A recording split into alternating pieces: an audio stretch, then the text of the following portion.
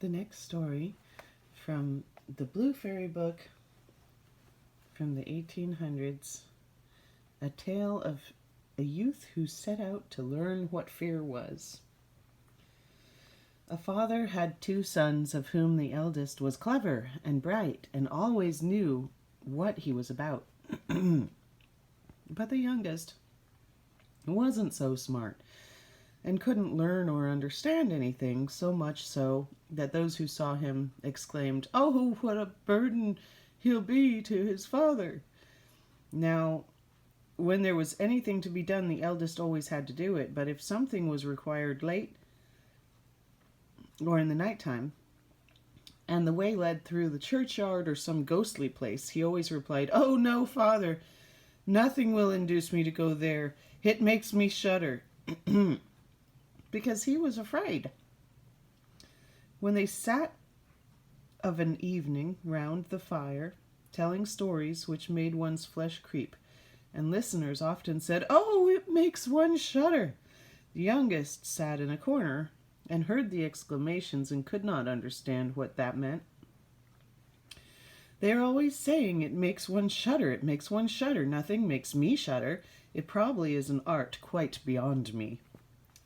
Now it happened that his father said to him one day, "Hearken, you there in the corner, you're growing big and strong, and you must learn to earn your bread. Look at your brother, what pains he takes, but all the money I've spent on your education is quite thrown away." "My dear father," he replied, "I will gladly learn. In fact, if it were possible, I should like to learn to shudder. I don't understand that quite a bit." The eldest laughed when he heard this. And he thought to himself, "Good heavens, what a ninny! He'll never come to any good. Oh, this twig is bent, so so is the tree inclined." The father sighed and answered him, "You'll soon learn to shudder, but that won't help you make a living." Shortly after this, when the sexton came to pay them a visit, the father told him what a bad hand his youngest son was at everything. He knew nothing, learned nothing, only think. When I asked him what purpose of gaining a livelihood, he actually asked me to be taught to shudder. "If that's all he wants," said the sexton, "I can teach him that. Just you send him to me, I'll soon polish him up." The father was quite pleased with the proposal, because he thought it would be good discipline for the youth at least. And so the sexton took him to his house, and his duty was to toll the bell. After a few days he woke him at midnight and said, "Rise up, climb up into the tower and toll the bell. Now, my friend, I'll teach you to shudder." He thought. He stole forth secretly in front, and when the youth was up above, he had turned round to grasp the bell rope. He saw standing on the opposite hole of the belfry a white figure. "Who's there?" the youngest son called out. But the figure gave no answer, and neither stirred or moved. "Answer!" cried the youth. "Answer or be gone. You have no business here at this hour of night." But the sexton remained motionless, so that the youth might think it was a ghost. The youth called out a second time, "What do you want here? Speak if you are an honest fellow, or I'll knock you down the stairs." The sexton thought, he can't mean that in earnest. So he gave forth no sound, and he stood there as if he was made of stone. Then the youth shouted out to him a third time, and as to that had no effect, he made a dash at the spectre. He ran towards the supposed ghost, knocked it down the stairs, so it fell about 10 steps and remained lying there in the corner. Thereupon he tolled the bell. He went home to bed without saying a word, and he fell asleep. The sexton's wife waited a long time for her husband, but he never came home. At least she became anxious, and she woke the youth and said, "Don't you know where my husband is? He went up to the tower in front of you." "No," answered the youth, "but Someone stood on the stairs up there, just opposite the trapdoor in the belfry, and because he wouldn't answer me or go away, I took him for a rogue and I knocked him down the stairs. You'd better go and see if it was him. I should be much distressed if it was." The wife ran and found her husband, who was lying groaning in a corner with his leg broken. She carried him down the stairs and hurried with loud protestations to the youth's father. "Your son has been the cause of a pretty misfortune," she cried. "He threw my husband down the stairs so that he broke his leg. Take the good-for-nothing wretch out of our house." The father was horrified, hurried to the youth, and gave him a scolding. "What unholy pranks are these? The evil one must have put them into your head." "Father," he replied, "only just listen to me. I'm quite guiltless. He stood there in the night like no one was meant, like one who meant harm. I didn't know who it was, and 3 times I called to him, begging him to speak to me or else go away." "Oh," groaned the father, "you'll bring me nothing but misfortune. Get out of my sight. I won't have anything more to do with you tonight." "Yes, father, willingly. Only wait till daylight, then I'll set out and learn to shudder, and in that way I shall be master of an art which will gain me a living." "Learn what you will," said the father. "It's all one to me. Here's $50 for you. Set forth into the wide world with them, but see that you tell no one where you came from, or who your father is, for I'm ashamed at this point." "Yes, father, whatever you wish, and if that's all you ask, I can easily remember that." When day broke, the youth put the $50 into his pocket, set out on the right, hard, high road, and kept muttering to himself, "If I could only shudder, if I could only shudder." Just at this moment a man came by who heard the youth speaking to himself, and when they had gone on a bit, walking together, and they were in light of the gallows, the man said to him, "Look, there's a tree where 7 people have been hung and are now learning to fly. Sit down under it and wait until nightfall. Then you'll pretty soon learn to shudder." "Huh, if that's all I have to do," answered the youth, "it's quite easily done, but if I learn to shudder so quickly, then you will have all of my $50. Just come back to me tomorrow morning early." Then the youth went to the gallows tree and sat underneath and waited for the evening, and because it felt cold, he lit himself a fire, but at midnight it got so chill that, in spite of the fire, he couldn't keep warm. As the wind blew, the corpses, one against the other, tossing them to and fro, he thought to himself, "If you're perishing down here by the fire, how those poor things up there must be shaking and shivering." And because he had a tender heart, he put up a ladder, which he climbed and unhooked one body after the other. He took down all the 7 bodies. He stirred the fire, blew it up, and placed them all around in a circle that they may warm themselves. But they sat there and did not move, and the fire caught their clothes. Then he spoke, "Take care, or I'll hang you up again." But the dead men did not hear, and let their rags go on burning. Then he got angry and said, "If you aren't careful yourselves, then I can't help you, and I don't mean to burn with you." And he hung them up again in a row. Then he sat down at his fire and fell asleep. On the following morning the man came to him wishing to get the $50, saying, "Now you know what it's like to shudder." And the boy said, "No. How should I? Those fellows up there never opened their mouths, and they were so stupid. They just let those few old tatters that they had on their bodies burn." The man saw he wouldn't get his $50 that day and went off saying, "Well, I'm blessed if I ever meet such a person in my life before." The youth, too, went on his way and began to murmur to himself, "Oh, if I could only shudder! If I could only shudder!" A carrier who was walking behind him heard these words and asked, "Oh, hello, who are you?" "I don't know," said the youth. "Where are you hailing from?" "I don't know," said the youth. "Who's your father?" "I may not say," said the youth. "What are you constantly muttering to yourself?" "Oh," said the youth, "I would give the world to shudder, but no one can teach me." "Oh, stuff and nonsense," spoke the carrier. "Come along with me and I'll soon put that right."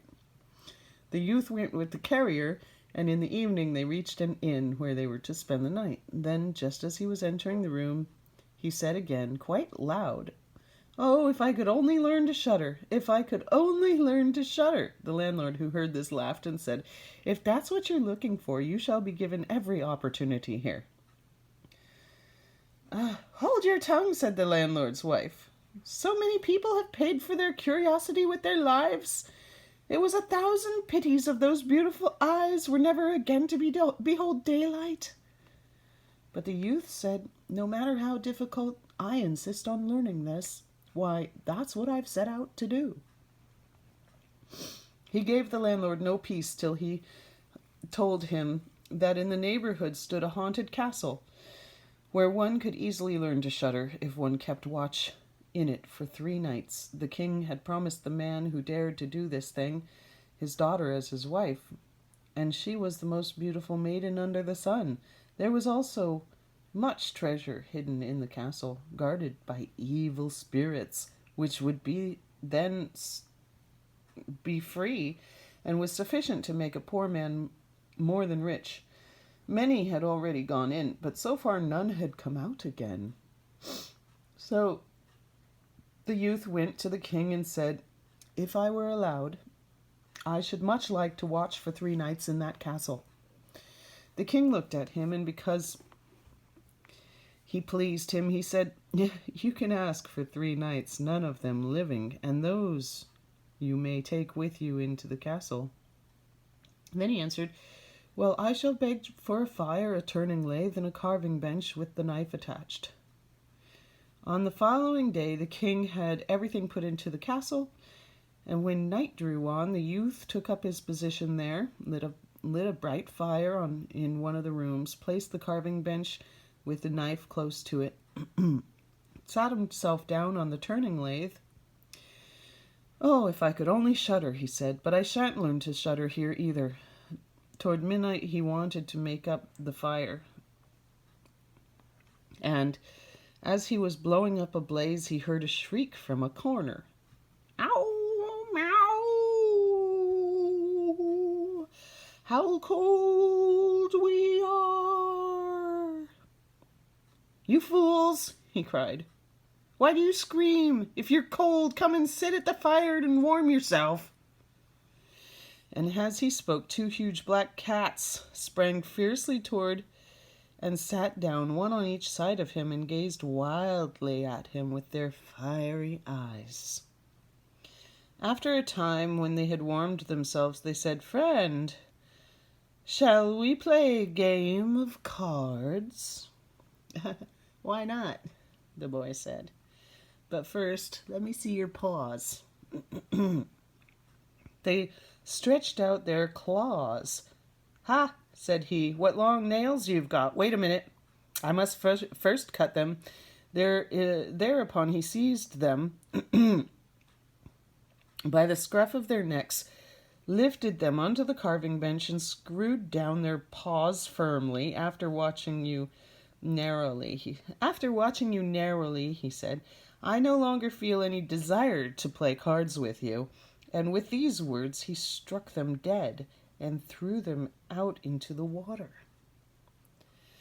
But when he had thus sent the 2 of them to their final rest, and was again about to sit down at the fire, out of every nook and corner came forth black cats and black dogs with fiery chains, such as swarms that he couldn't possibly get away from.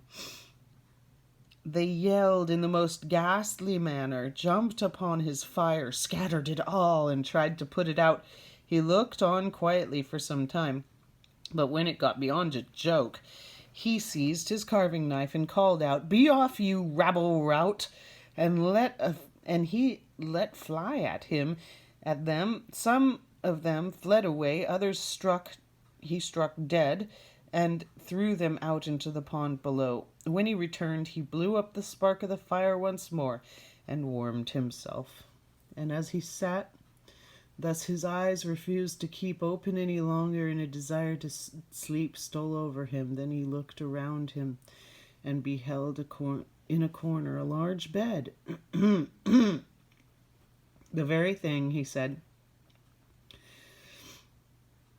He laid himself down in it, but when he wished to close his eyes, the bed began to move by itself and ran all around the castle. "Capital," he said, "only a little quicker." Then this bed sped on as if drawn by 6 horses over thresholds and stairs, up this way and down that. All of a sudden, crash, crash! With a bound it turned over upside down and lay like a mountain on the top of him. But he tossed the blankets and pillows in the air, emerged from underneath, and said, "Now anyone who has the fancy for it may go for a drive." He lay down at his fire and slept till daylight. In the morning the king came, and when he beheld him laying on the ground, he imagined the ghosts had been too much for him and he was dead.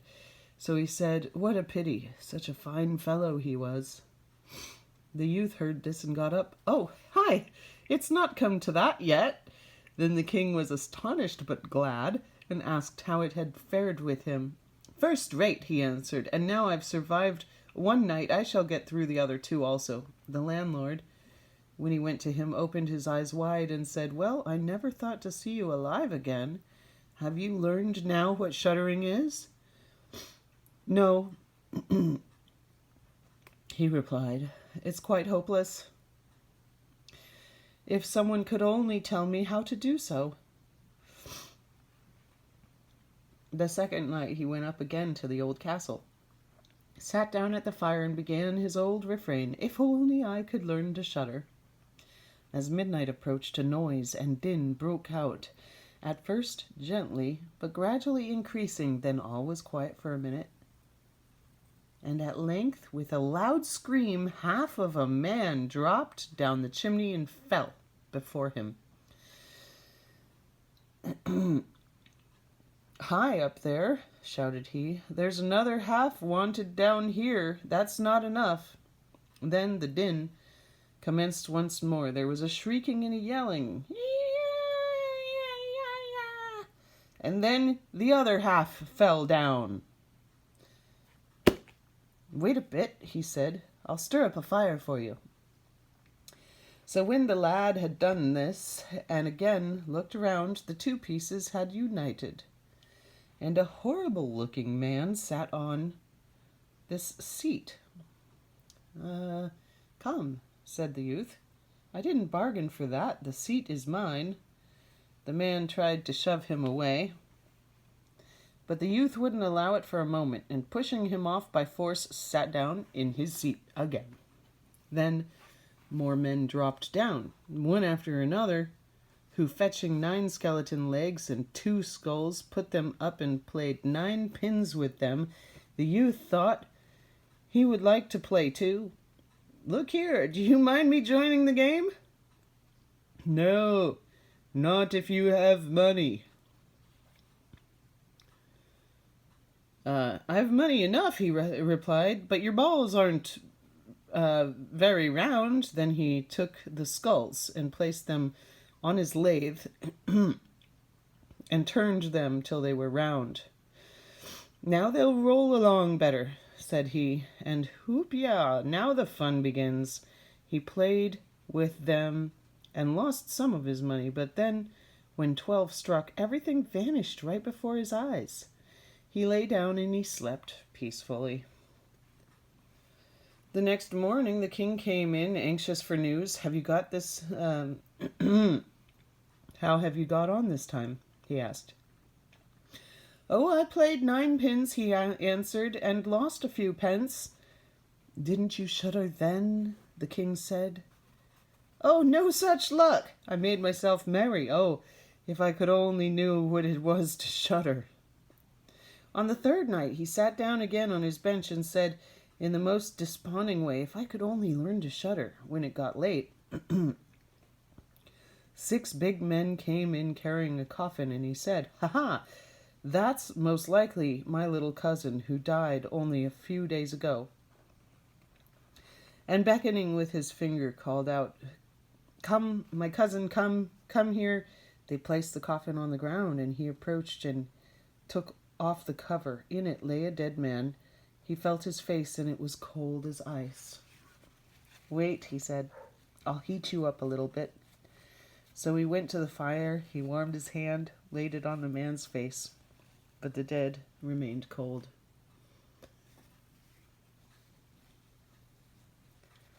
Then he lifted him out, sat him down at the fire, and told him on his knee, and rubbed his arms to make the blood circulate again. When that had no effect, it occurred to him that if 2 people stay together, they warm each other.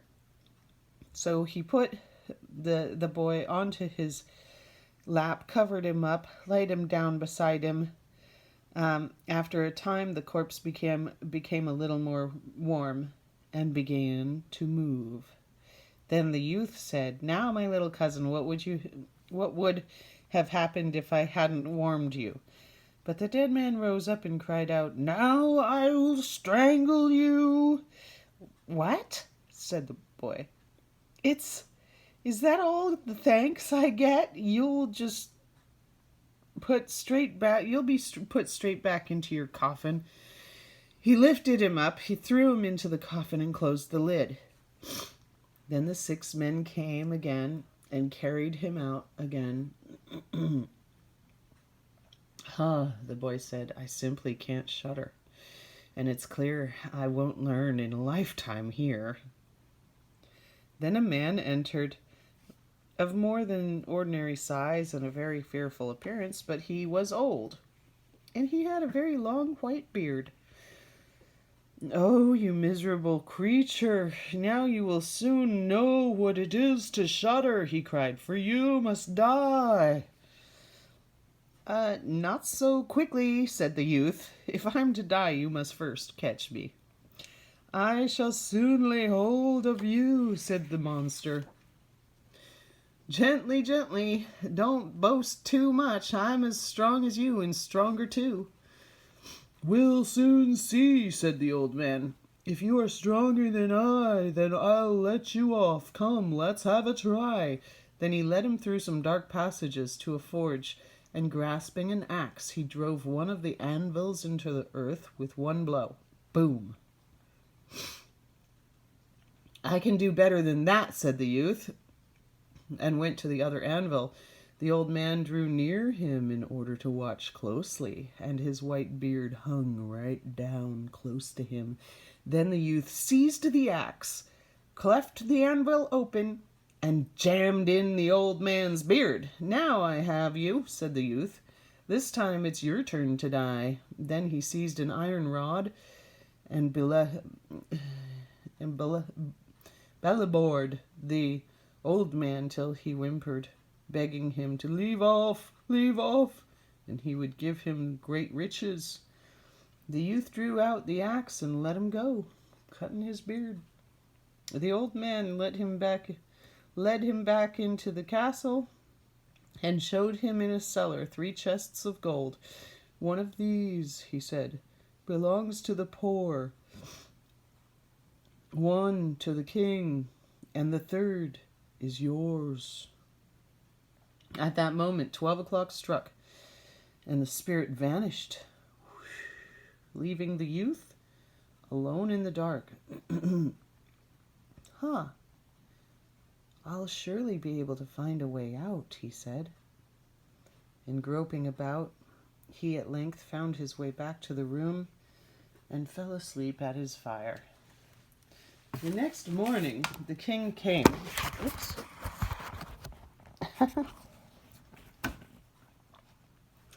And the king said,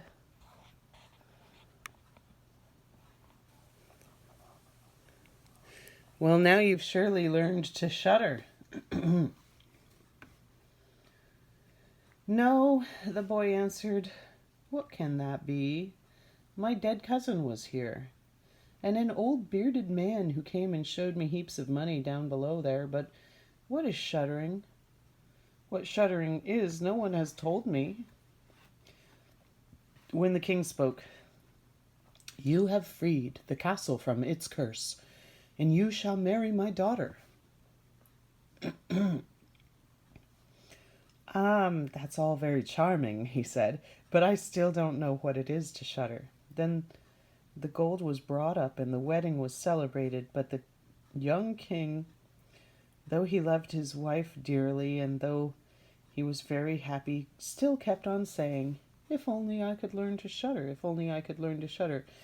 At last he reduced his wife to despair. Then her maid said, I'll help you. We'll soon make him shudder. So he went out to the stream that flowed through the garden and had a pailful of little gudgeons brought to her. At night, when the young king was asleep, his wife pulled the clothes off of him and poured the pailful of little gudgeons over him so that the little fish swam all around him. Then he woke and cried out, I shudder, dear wife. Yes, now I know what shuddering is. The end.